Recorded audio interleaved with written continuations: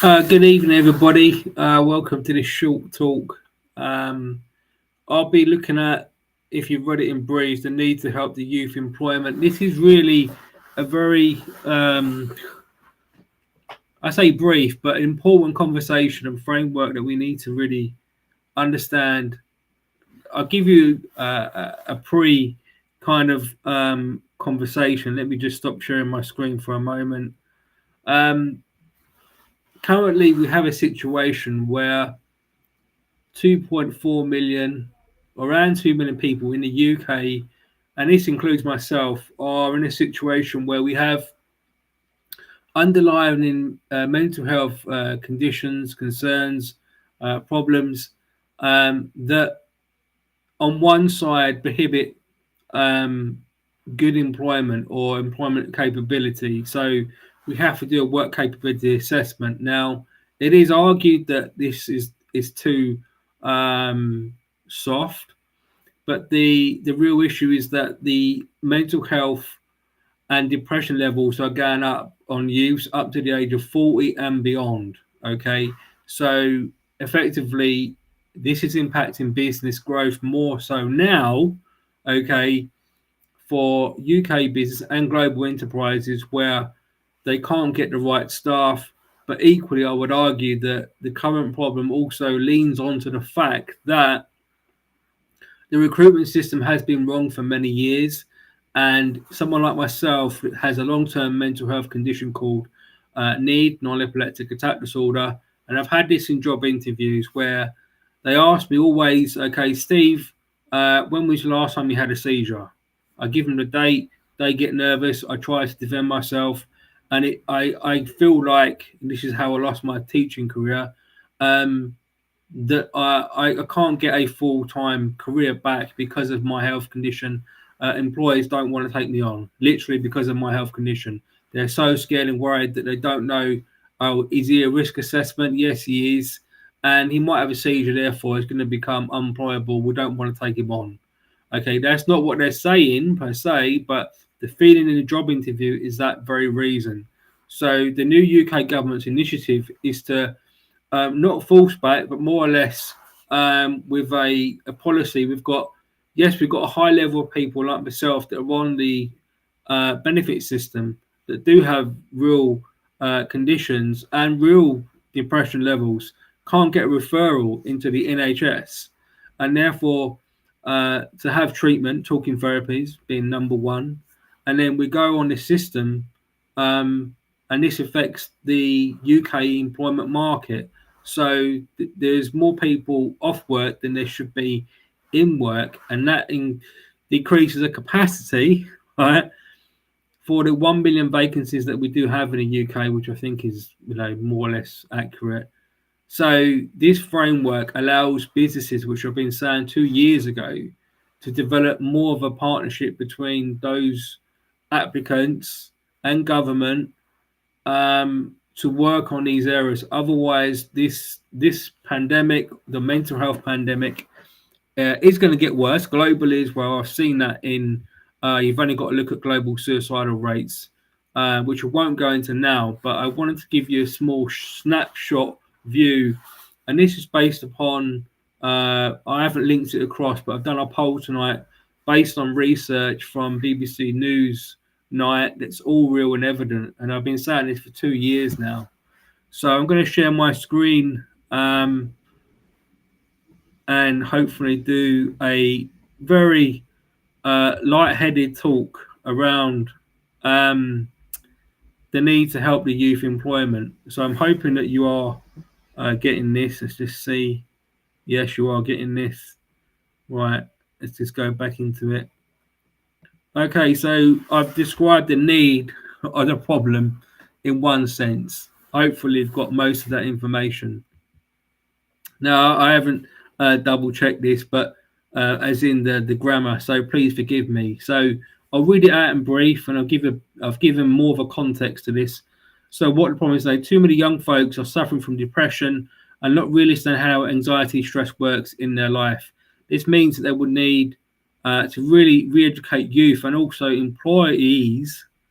I should say employers, by the way, about understanding where real life opportunities can happen despite underlying mental health issues. So, what I'm trying to say here is that stress and anxiety is real, okay? And there is a fundamental problem or flaw in what the media and people perceive what anxiety is, and that there is a fear in people that because they've watched so much media about mental health, although it's been a good thing to raise awareness around mental health post pandemic, is that now, from an expert perspective, that's not me, that's other psychologists, that you can actually increase your own anxiety because you feel you've got mental health problems because you've watched a continuation of what mental health, all the different campaigns. However, I would argue that the real case, and this is supported by Young Minds, a youth charity organisation which was involved in the Newsnight investigation, that the actual referrals to go in to get talking therapies in the NHS for young people that are on the dole system or claiming benefits and not able to limited capacity to work are real cases. A backstory to that: we as a human race are becoming more angry over the years, and the underlying health issues are rising. We're not very good at looking after our mental health globally as a society. And in the UK system, what's happening now is that sadly, we don't have enough employees in the workplace to fill the vacancies. And one of the issues, or the biggest issue, is that mental health is causing that problem because people have those issues. They, like me, they go for employment, they don't get the job, or they're on that benefit, and there's no real open door from the employment perspective. The job centre have got some good resources, but the gap remains massively big.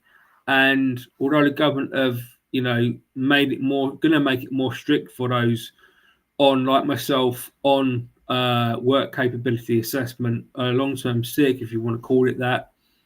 So it's very difficult.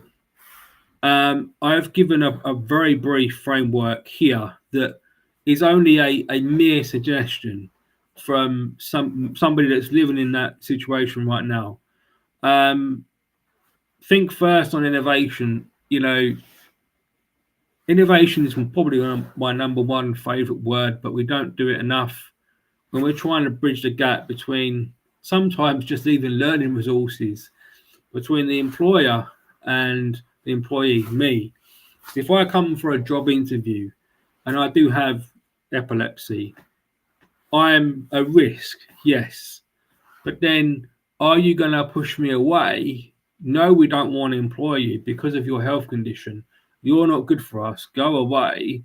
Oh, you didn't meet the criteria. We're going to go with this person. Yet, if I'm overqualified for the job, in most cases I am, real story, then you've failed to innovate to capture my skills. That's my argument. So you need to innovate more for alignment. Yes, you've got your business strategy, but equally 2.4 million, out of which, there's going to be hundreds and thousands of cases where that applicant, who wants to come back to work, but might have PTSD even, or other medical mental health conditions, could be an excellent employee. So second, on how we work with good applicants with mental health conditions, you've got to really go into that. And I'm not saying every company has to have tons of mental health resources to support those colleagues, but have empathy, lead with empathy, innovate, work with your local job centres, because the situation's going to get worse. In a capacity that we're not very good at managing our own mental well-being in the workplace, even as adults, but certainly in society as we go up through post-COVID, where many young people suffered from poor education because we wasn't able to provide the teaching in class rooms, for instance. So my last point of the framework, alignment of business strategy, unemployment opportunities. So you're not going to get to level 3 if you don't innovate and work and think about and use empathy, for instance. And everything I've said here on this live talk is is a real case example. All this stuff and my case right now is happening. On the one hand, I'm growing my business presence and innovation, but on the other hand, it would have been nice to come back to some career, but the gate's been shut because I have epilepsy and I'm not welcome in companies because of that. And even in health and social care, I'm at risk because as much as I enjoy going into the sector where there is massive demand for care workers and support workers in the thousands of regions, I'm deemed a risk, and it's that's not discrimination. That's what it is because I could have a seizure, and the biggest sector that I want to help, the social care, I'm trying to get back in. It's difficult because, as I say, when I go into the interviews, they will say, "When was your last seizure?" I give them a date. They get nervous, and that story is a difficult one because it's affecting my own mental health because I can't help the industries that I want to help, even as an employee, let alone a thought leader. So, yeah, really difficult situation. This is a humble framework.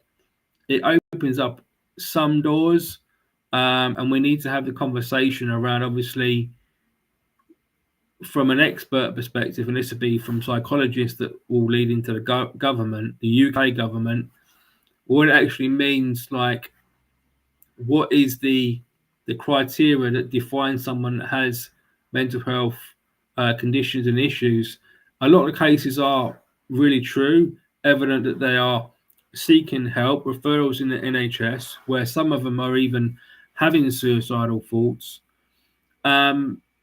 So we have to address that. And yes, there is a back issue. We're never going to have enough, and I've spoken about this numerous times. We will never have enough mental health professionals in the world, let alone the UK, to provide the support we need going forward to address mental health conditions issues, because for many years and years we've had the wrong systems in place. We felt it was better to create a system where we asked for help when we needed it through counselling, referrals, and we don't teach mental health support in the schools at the moment, or even emotional intelligence. And I predicted this kind of data that we're seeing now 2 or 3 years ago in my early thought leadership here on LinkedIn. So a lot of information for you to digest, and how companies see this is up to them, I guess. If they want to work with the I don't think it's even a case of working with the UK government. I think it's a case of need to, because how else are we gonna? And the UK economy is going down massively. Despite seeing some growth in some industries, I see the high risk of going into depression in 2023, 24, sorry, for a lot of companies. So we need to address this, look at this properly, and be smart about it. The risk is of doing nothing is that the data, the figures will get higher, more people will sign off sick, and when we do have a new government in place that have more to deal with, it will lead to more suicidal deaths, sadly, and that's the reality of where this is going. So anyway, it's a humble framework. It's a starting point. It's very basic, but it gives some light to the conversation, I think. Anyway, that's it for my live talk. I've spoken enough. I've given across my ideas, and I just want to thank you for joining me tonight on this important conversation and the need to help the youth employment. But it's everybody, okay? It's all employment, really, because we all have different issues going on in our lives. Anyway, thank you so much. Good night. Thanks for watching. And if you want to join me in this investigation, or please do direct message me or just connect with me here on LinkedIn. Thank you. Good night.